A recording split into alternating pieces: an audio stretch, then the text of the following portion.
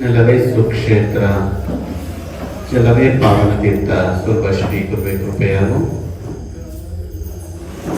ಪ್ರಥಮದಲ್ಲಿ ಬಸವಾದಿ ಪ್ರಮುಖರನ್ನು ಸ್ಮರಿಸಿಕೊಂಡು, ಸಂತ ಮಹಾತ್ಮರನ್ನು ಸ್ಮರಿಸಿಕೊಂಡು, ಎನ್ನ ಆರಾಧ್ಯ ಗುರುಗಳನ್ನು ಸ್ಮರಿಸಿಕೊಂಡು ಇವತ್ತಿನ ದಿವಸ ಶ್ರೀ ತೊರೆನೂರು ಶ್ರೀ ವಿರಕ್ತ ಮಠದಲ್ಲಿ ಮಾಸಿಕ ಹುಣ್ಣಿಮೆ ಕಾರ್ಯಕ್ರಮ ಹಾಗೂ ಡಾಕ್ಟರ್ ಶ್ರೀ ರಾಜೇಂದ್ರ ಮಹಾಸ್ವಾಮೀಜಿಗಳವರ 110ನೇ ಜಯಂತ್ಯೋತ್ಸವ ಹಾಗೂ ಶಿವಾನುಭವ ಗೋಷ್ಠಿ ದಿವ್ಯ ಸಾನ್ನಿಧ್ಯವನ್ನು ವಹಿಸಿರುವ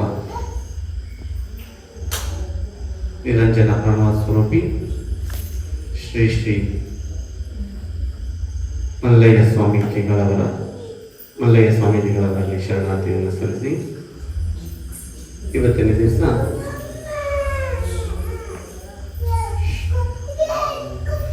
ವಚನದ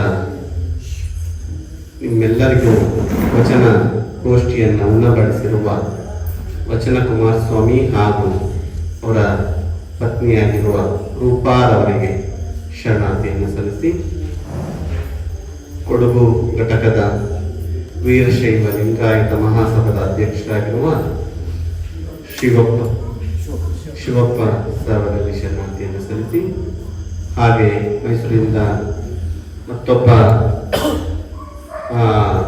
ಲಿಂಗಣ್ಣನವರು ಹಾಗೂ ಲಿಂಗಪ್ಪನವರು ಶಿವರುದ್ರಪ್ಪನವರು ಹಾಗೂ ಮತ್ತೊಬ್ಬ ಲೋಕೇರವರು ಹಾಗೂ ಈ ಹುಣ್ಣಿಮೆ ಕಾರ್ಯಕ್ರಮಕ್ಕೆ ಆಗಮಿಸಿರುವ ಎಲ್ಲ ಸಂಘ ಸಂಸ್ಥೆಯ ಅಧ್ಯಕ್ಷರು, ಪದಾಧಿಕಾರಿಗಳು, ತಂದೆ ತಾಯಿಗಳು ಮತ್ತು ಮಕ್ಕಳಿಗೆ ಶರಣಾರ್ಥಿ.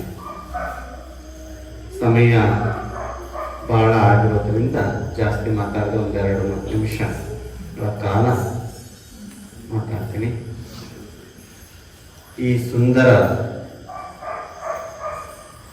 ಸಂಜೆಯ ಬೆಳದಿಂಗಳ ಹುಣ್ಣಿಮೆ ಕಾರ್ಯಕ್ರಮದಲ್ಲಿ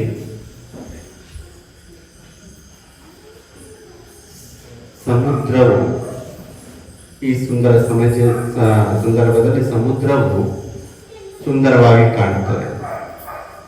ಪ್ರಕೃತಿಯು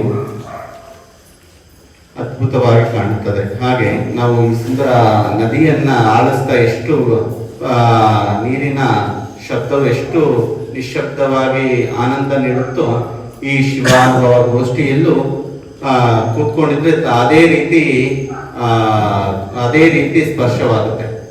ಶ್ರೀ ರಾಜೇಂದ್ರ ಮಹಾಸ್ವಾಮೀಜಿಗಳವರು ಅವರ ಜೀವನ ಉದ್ದಕ್ಕೂ ಒಂದು ಸುಂದರವಾದ ಬದುಕನ್ನ ಬದುಕಿ ಜನರಿಗೋಸ್ಕರ, ಮಕ್ಕಳಿಗೋಸ್ಕರ, ಸಮಾಜಕ್ಕೋಸ್ಕರ ಅವರ ಜೀವನವನ್ನ ಶ್ರೀಗಂಧದಂತೆ ತೇದಿ ಅವರ ಬದುಕನ್ನ ಸಾರ್ಥಕವನ್ನ ಪಡಿಸ್ಕೊಂಡಿದ್ದಾರೆ.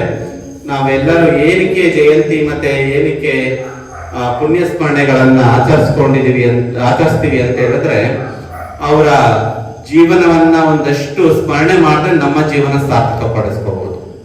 ಅದಕ್ಕೋಸ್ಕರ ಅವರ ಜಯಂತಿಯನ್ನ, ಅವರನ್ನ ಸ್ಮರಣೆ ಮಾಡೋದ್ರಿಂದ ನಮ್ಮ ಜೀವನವನ್ನ ಸಾರ್ಥಕ ಪಡಿಸ್ಕೋಬಹುದು. ಪುನರಪಿ ಜನನಂ ಪುನರಪಿ ಮರಣಂ ಪುನರಪಿ ಜನನೇ ಜಠರೇ ಶಹನಂ ಇಹ ಸಂಸ್ತಾರೆ ಕಲದುಸ್ತಾರೆ ಪಾಹಿ ಮೋರರೆ. ಅಂದ್ರೆ ಏನು? ನಾವು ಹುಟ್ಟುತ್ತೀವಿ, ಸಾಯ್ತೀವಿ. ಪುನರಪಿ ಜನನಂ ಪುನರಪಿ ಮರಣಂ ಪುನರಪಿ ಜನನೇ ಜಠರೇ ಶಹನಂ ಅಂದ್ರೆ ನಾವು ಹುಟ್ಟುತ್ತೀವಿ, ಸಾಯ್ತೀವಿ. ಈ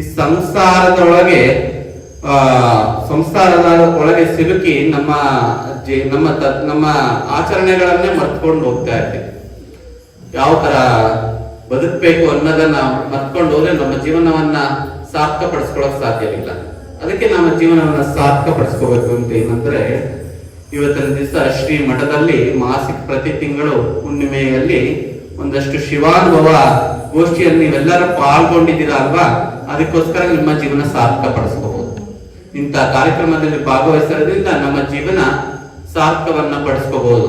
ಅದಕ್ಕೆ ಪುನರಪಿ ಜನನಂ ಪುನರಪಿ ಮರಣಂ ಪುನರಪಿ ಜನರೇ ಜನನೇ ಶರಣಂ ಯಹದಸ್ತಾರೆ ಕಲುಸ್ತಾರ ಪಾಯಿ ಮಗನಂತೆ ನಮ್ಮ ಜೀವನವನ್ನ ಹಾಗೇ ವ್ಯಕ್ತಪಡಿಸ್ಕೊಳ್ಳೋಕ್ಕಿಂತ ಏನಾದ್ರು ಒಂದಷ್ಟು ಒಳ್ಳೆ ವಿಚಾರಗಳಲ್ಲಿ ನಾವು ಪಾಲ್ಗೊಂಡಾಗ ನಮ್ಮ ಜೀವನವನ್ನ ಸಾರ್ಥಕಪಡಿಸ್ಕೋಬಹುದು.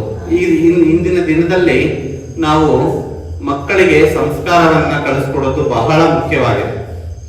ಅವರಿಗೆ ವಿಭೂತಿ ಧಾರಣೆ ಮಾಡಿದಾಗಿರ್ಬೋದು, ಕಂಡ್ರೆ ನಮಸ್ಕಾರ ಮಾಡೋದ್ರಿಂದ ಮಾಡಿಕೊಟ್ರೆ ನಾವು ಮಾಡಿದಾಗ ಅವರು ಕಳಿಸ್ಕೋತೇವೆ.